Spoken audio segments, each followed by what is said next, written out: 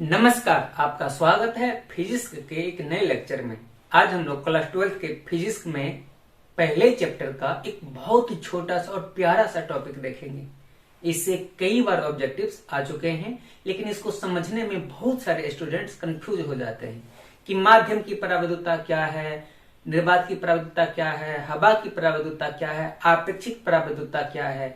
इसी से रिलेटेड चुंबकशीलता भी होता है। तो पहले हम लोग इस चीज को समझेंगे, फिर इसी के जैसा ही जो चुंबकशीलता होता है उस चीज को भी समझेंगे। तो पहले हम लोग समझते हैं परावैद्युता को, परमिटिविटी को। आपेक्षिक परावैद्युता क्या है? आपेक्षिक परावैद्युता तो हम लोगों ने जैसा कि अभी तक समझे हैं, जाने हैं कि फिजिक्स में डेफिनेशन याद करने की लगभग कोई जरूरत नहीं होती है। फिजिक्स में डेफिनेशन हम लोग या तो उसके नाम से ही बना लेते हैं या फिर उसके फॉर्मूला से। तो यहाँ भी हम लोग फॉर्मूला पर ही फोकस करेंगे। तो हमारा यहाँ फॉर्मूला है एप्सिलॉन आर बराबर एप्सिलॉन बटा एप्सिलॉन नॉट। इसको एप्सिलॉन बोला जाता है। और ये जो चीज है इसको हम लोग कहते हैं माध्यम की परावैद्युतता। माध्यम की परावैद्युतता।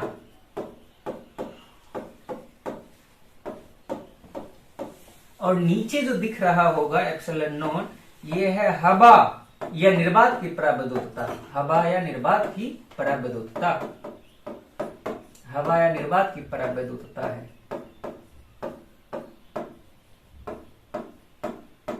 तो अब इस फॉर्मूला को देख करके डेफिनेशन बनाने की कोशिश कीजिए। तो हम लोग क्या बोलेंगे कि किसी माध्यम की परावैद्युतता तथा हवा या निर्वात की परावैद्युतता के अनुपात को, बट्टा है ना, बट्टा को हम लोग अनुपात कहते हैं, क्या कह देंगे? आपेक्षिक परावैद्युतता।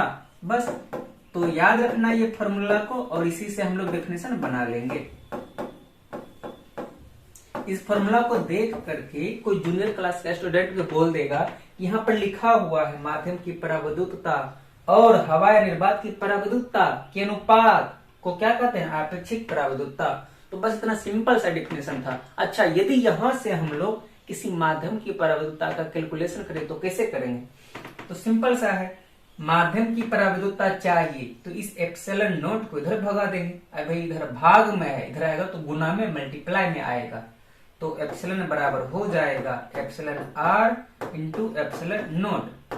तो आपको इस चीज को भी ध्यान में रखना है। हम लोग आगे जाकर के इस चीज का इस्तेमाल करेंगे। तो इसमें सबसे जो इम्पोर्टेंट वो होता है एप्सिलॉन नॉट। ये हवा या निर्वात की परावैद्युतता है। तो हवा की परावैद्युतता और निर्वात की परावैद्युतता लगभग सेम होती है, इसलिए हम लोग हवा या निर्वात दोनों को बराबर ही मान के चलते हैं। जिस प्रकार से हवा या निर्वात में प्रकाश की चाल लगभग सेम होती है, उसी प्रकार से परावैद्युतता भी लगभग सेम होती है। अब इन सब चीज को समझने के बाद हम लोग डिफिनेशन को आसानी से समझ सकते हैं।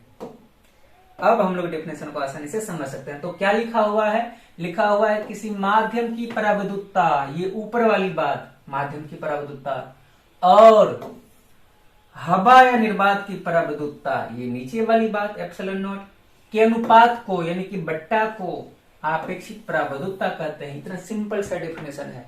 अब आपको इसका स्क्रीनशॉट करना है और अच्छी तरीके से याद कर लेना है। फिर हम लोग चलेंगे नेक्स्ट पेज पर।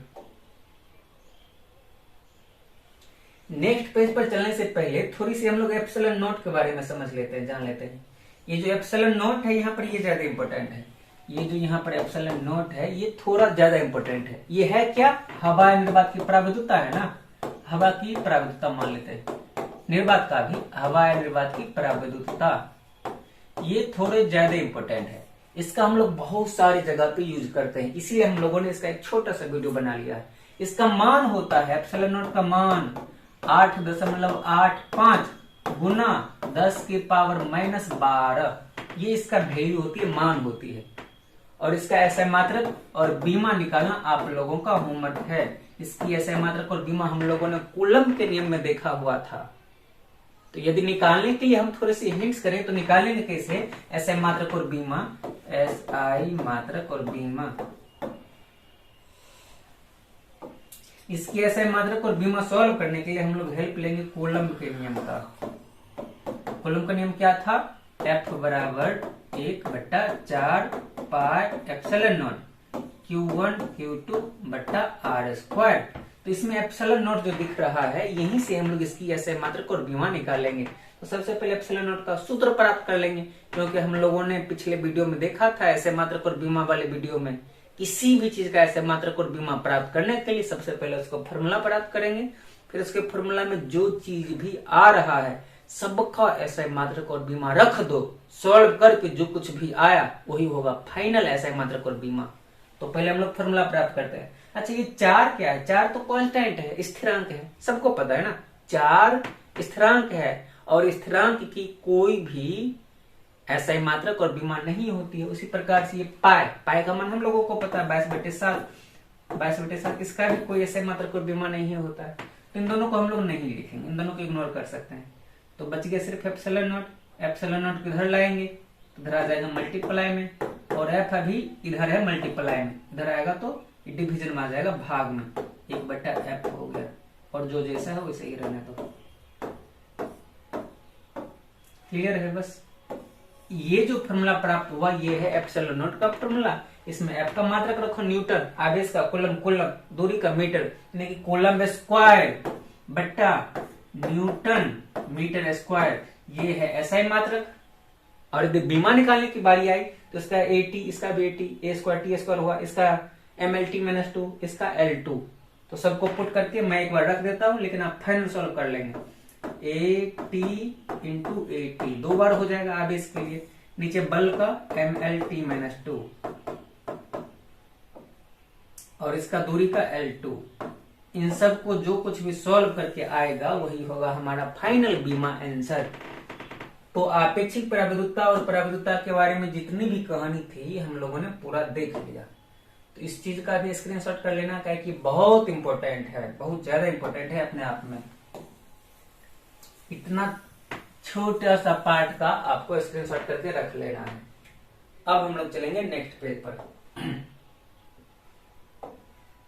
हमारा नेक्स्ट पेज है आपेक्षिक चुंबकशीलता, रिलेटिव परमिएबिलिटी। वो था परमिटिविटी, ये परमिएबिलिटी है, आपेक्षिक चुंबकशीलता। अब इन दोनों टॉपिक को एक साथ लेने का रीजन था क्योंकि ये दोनों चीजें बिल्कुल सेम है, बस अंतर ये है कि वो विद्युतशीलता था और ये चुंबकशीलता है, और बाकी का डेफिनेशन, फॉर्मूला, सब चीज का स्टाइल सेम टू सेम है। देखते हैं, पहले तो फॉर्मूला पर ही फोकस करेंगे हम लोग। क्यों? क्योंकि फॉर्मूला देख लेंगे तो डेफिनेशन ऑटोमेटिक बन जाएगा। फॉर्मूला दिख रहा है म्यू आर बराबर म्यू बटे म्यू नॉट, और म्यू जो है ये है हमारे माध्यम की चुंबकशीलता। अब विद्युतशीलता नहीं बोलना है, विद्युत में था विद्युतशीलता, ये चुंबक आ गया तो चुंबकशीलता।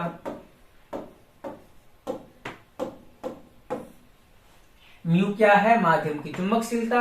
म्यू नॉट क्या है? फिर से वही वाली बात, हवा या निर्वात की चुंबकशीलता, हवा या निर्वात की चुंबकशीलता, हवा या निर्वात की चुंबकशीलता।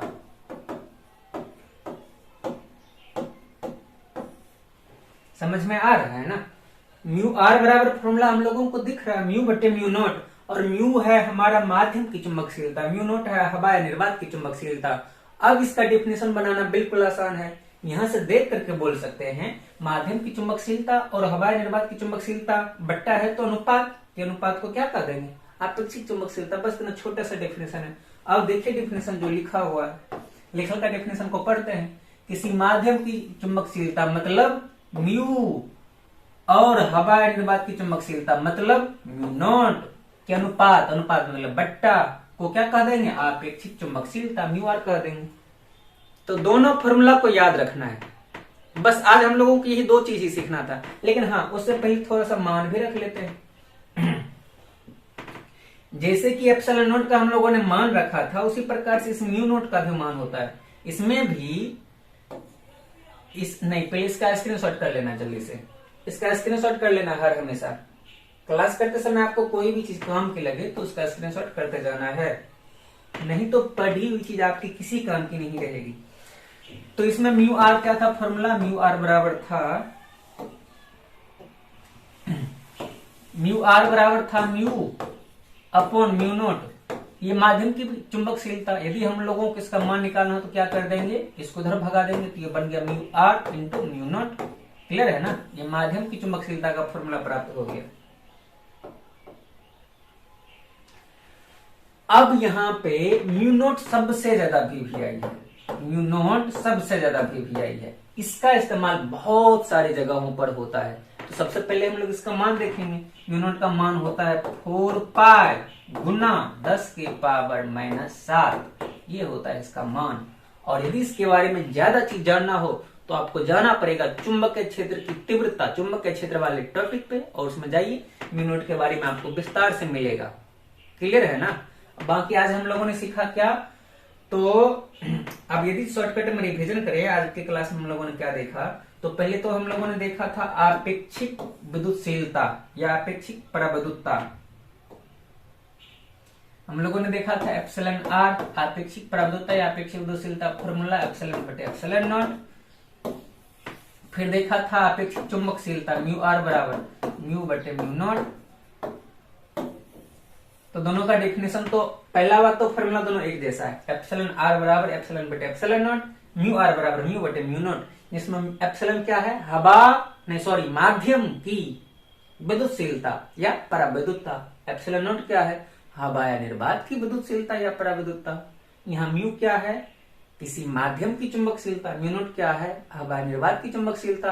और डेफिनेशन तो आसानी है, किसी माध्यम की पराविद्युतता और निर्वात की पराविद्युतता के अनुपात को आपेक्षिक पराविद्युतता कहते हैं। किसी माध्यम की चुंबकशीलता, हवा निर्वात की चुंबकशीलता के अनुपात को आपेक्षिक चुंबकशीलता कहते हैं। बस आज की क्लास में इतना ही था, तो इसको जल्दी से स्क्रीनशॉट कर लेना।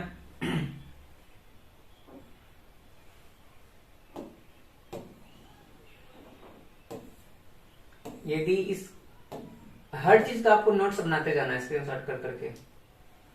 तो आज की क्लास में इतना ही था।